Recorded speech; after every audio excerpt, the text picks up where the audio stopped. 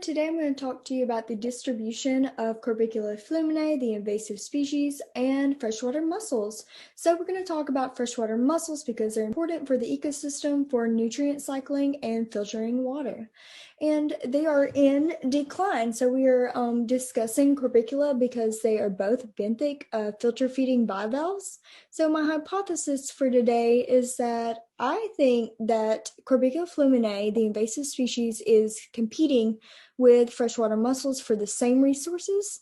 And the question I'm going to ask today in my poster is there spatial overlap between the two species?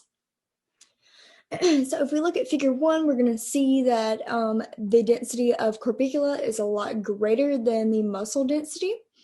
And then if we look at figure 2, we're going to see the size difference on the left of a mussel compared to the size difference of Corbicula fluminae, the invasive species, on the right.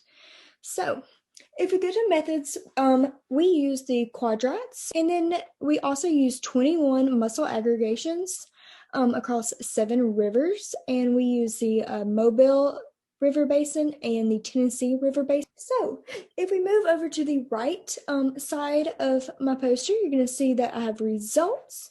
And if you look at the results, we used the reach scale, which is a larger, broader scale, and then we use the quadrat scale, which is a finer scale.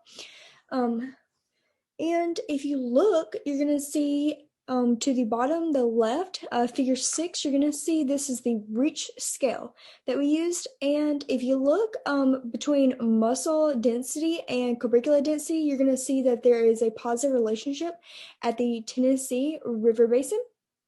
And then there is a negative relationship at the Mobile River Basin.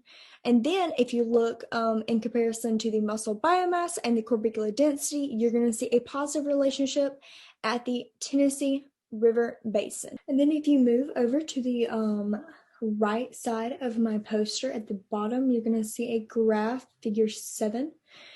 And this graph is showing the quadrat scale. If you move to the right of my graph, you're going to see that there is a significant positive relationship at the Duck and Cahaba River. So they are coexisting. And then if you also look, you're going to see 5 rivers, and the 5 rivers show no significant relationship. So to conclude, we do have variation with our spatial overlap. Overlap may suggest invasion into the habitats where the mussel population is low.